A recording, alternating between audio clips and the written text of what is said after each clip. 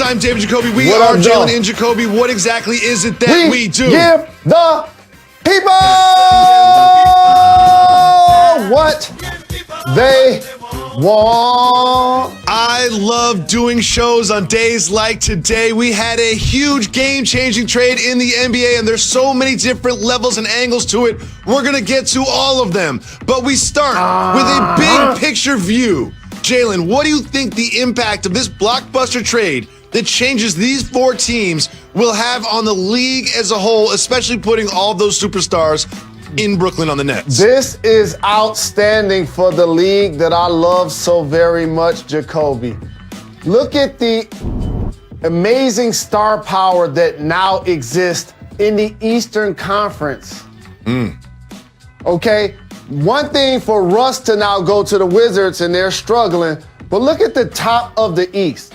Each of those teams feel like they should win the conference or this season is a failure. The Miami Heat still have Jimmy, still have Bam. The Boston Celtics have Jason Tatum, Jalen Brown. And how about the Bucks? Not only do they still have Giannis, he signed Jacoby for the next handful of years. It literally just stabilized the conference that has been a revolving door that we talked about the last couple of years. That saw Kawhi parachute in, the Miami Heat take it last year. Giannis was the regular season MVP twice, and then all of a sudden, they got bounced. Philadelphia needed to make change. They have Embiid. They have Ben Simmons. So much star power in that conference is going to be fantastic theater for the league. Well, one thing that this Brooklyn Nets team is what you just mentioned, star power. All day, ever since the trade, everyone's been trying to wrap their head around what Kevin Durant, Kyrie Irving, and James Harden look like on the same team. However, you can't forget that Kyrie Irving is out for personal reasons, likely to be out for protocol reasons for a few games after that. He's not necessarily on this team that James Harden has just been added to. How does this move change where Kyrie Irving's head is at right now, and will it draw him out from his absence? Well, I know he really loves basketball, and he's shown me to be a fantastic performer. If he's going to ever play, this is tailor-made red carpet situation. I don't see him walking away from this, Jacoby. Remember, he was the first guy to sign. He was almost like the lead domino in theory that brought that brought KD. And shout to Kiwi, their GM, Sean Marks, my former teammate. Also, Steve Nash and Mike D'Antoni. This is going to be their 7 seconds or less. And the remix with Amari Stoudemire on the sideline. Kyrie Irving is going to be a vital part of that. I anticipate at some point he will be back in uniform and give us this outstanding big three, one that reminds me of a remix of when we saw LeBron James join Dwayne Wade and Chris Bosh in Miami. So on Kyrie specifically, here are some rumors / reports that we have heard lately.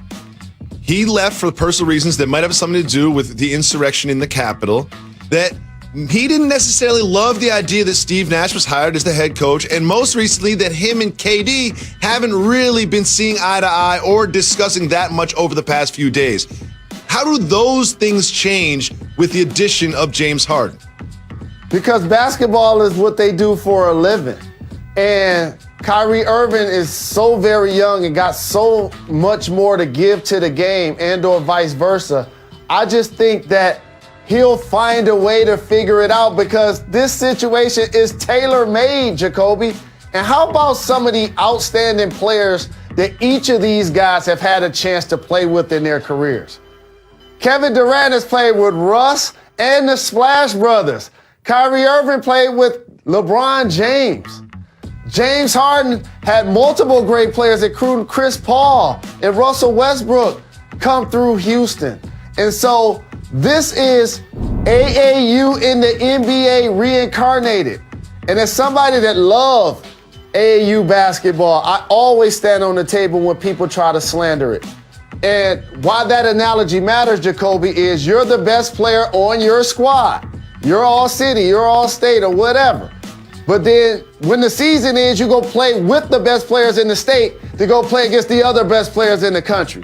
So all of these guys have relationships. Jeff Green, DeAndre Jordan. And in a team sport, that bond is going to matter. That bond is going to matter. Yep. And what the Nets are going to do, Mike D'Antoni, who I played for, is going to write 125 up on the board. That's how many they're going to be trying to score each game. Right now, the Bucks lead the league in scoring, and the Nets are currently third. And they just added James Harden, a guy that can get you 40-point triple-doubles, to go with Kevin Durant, a 50, 40, 90 guy, Iceberg Slim shooting trade from the suburbs, and Kyrie Irving. I was in the gym when he made the jumper on the right wing against the Golden State Warriors. All of these guys on the same squad in the East, and that basketball intellect and versatility that each one of those guys have. Oh man, this is gonna be spectacular to watch. I'm glad you brought up the relationships between these three human beings, because this is not an arranged marriage. Remember, there were reports this summer that these three were working out in Los Angeles together and said, you know what'd be nice? It'd be nice if we all end up on the same team. And somehow, some way, they ended up on the Nets. So let's look at this through the prism of Kevin Durant. Kevin Durant came back from Achilles. He's looking like the old Kevin Durant. How does he feel when he hears this news? It speaks for itself, like Ice Cube, like mama cooked the breakfast with no hog. He's a made man, dog. And the Nets did an amazing job of eliminating any talk of what might happen with KD's free agency, because he ain't about to leave running with James Harden and Kyrie Irving. This is an opportunity, Jacoby. You remember when LeBron joined the Heat and they did the press conference, not 5, not 6, not 7? Of course. And each time I always bring up, to me, if he would have got to that, he would have surpassed Michael Jordan in the GOAT conversation. Leaving that, he had to go to LA and rebuild it. So now for these guys, do they get more than 2 championships like that big three did? And also, it shapes the balance of power. You have the conglomerate called LeBron James and Anthony Davis, Kawhi Leonard and Paul George in LA on the West Coast, and another group of amazing teams. And then now you have a squad that a lot of people are going to be considering villains in theory. I'm pretty sure people in Houston are not happy with James Harden. They're going to be happy to get those picks, and they're going to be happy with what goes on with their team. But when you talked about that arranged marriage, that means somebody else had to, beat a broken eggs hour. You have the conglomerate called LeBron James and Anthony Davis, Kawhi Leonard and Paul George in LA on the West Coast, and another group of amazing teams. And then now you have a squad that a lot of people are going to be considering villains in theory. I'm pretty sure people in Houston are not happy with James Harden. They're going to be happy to get those picks, and they're going to be happy with what goes on with their team. But when you talked about that arranged marriage, that means somebody else had to, beat a broken eggs in order to get that omelet made. And that was the fans of Houston. And so with the Nets, this is a terrific opportunity for KD to now catapult himself into these top 10 conversations. And is he going to surpass some certain great players on these all-time lists? If you remember, it just seemed like a few months ago, is because it was, the Heat won the Eastern Conference and the Lakers won the championship. And it seemed like the rest of the teams in the Eastern Conference were like Scarface. They're like, okay, I'm reloading. You saw what the Bucks did to win out to assist Giannis after they signed Giannis. You saw the Sixers reshape their roster to add more shooting and then get rid of Horford. And now you see this from the Nets. So right now, after this, assuming Kyrie Irving does play professional basketball this season, who do you have coming out of the East to take on the Western Conference champion in the finals? I'm gonna be consistent here. I'm not gonna fall into the Clippers trap that I fell into last year. I remember when LeBron first went to Miami, and I'm saying this before the NFL playoffs end. Same thing for the Tampa Bay Buccaneers. You put together this great talent, you don't necessarily get it done in the first year. Now, I know they have unique chemistry. This is extreme unique chemistry, though, because they're elite players that also have been working out together. They played together before, Harden and KD in OKC. They got a chance to get acclimated earlier in the season, KD and Kyrie. So it's just not like they're shotgunning them together. But there's something to be said for that cohesion, in my opinion, that the Bucks have built over the last couple of years. And you add Drew Holiday, who's gonna be an all-star this year. Chris Middleton, for anybody that's still doubting his game, I don't know what you've been watching. You go pull up the game of how he performed last year without Giannis in the playoffs. And that cohesion to me is going to be something that is going to be tough for the Nets to overcome. And lastly, let me tell you what else is going to be hard for them to overcome. That productive height that the Bucks have. So now you got DeAndre Jordan. He about to be catching blobs with both hands. Oh, you know what I just saw? That's DeAndre Jordan hanging on the rim again. You know, all right, Kyrie 5 pick and rolls, Harden 5 pick and rolls, DeAndre pop, pick, whatever. Okay. These Nets are going to be outstanding, Jacoby. I can't wait to see the show.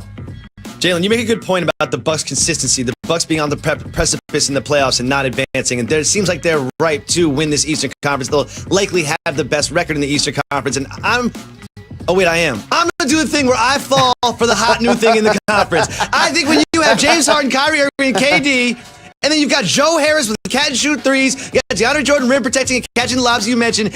This, to me, is the favorite to win the East. These Brooklyn Nets. It's not even close to me. You know what? Everyone's going to talk about their defense.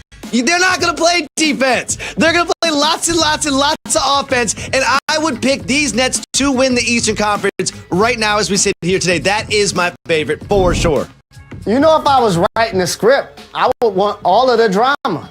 Stephen King style, dog. So, of course, the Nets and the Lakers, KD, LeBron, AD, Kyrie, Harden, like the Laker brand, of course that would be outstanding for the NBA. But Milwaukee, I got y'all. Milwaukee, I got y'all. Jalen, it's a big news on a day like today. There's always a lot of eyeballs on the show, especially in those executive corner offices around the Disney Corporation. So please, don't get us fired. And now, the Don't Get Fired topic of the day.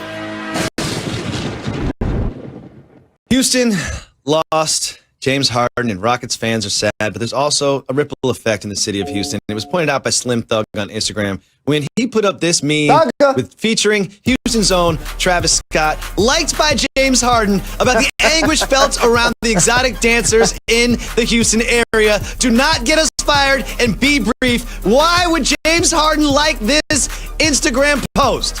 I got you, Houston. I got you, Houston. You know what I'm saying? James Harden did an amazing job of stimulating that economy, Jacoby, for years, giving back to the community, the kind of charity that makes it to the hood.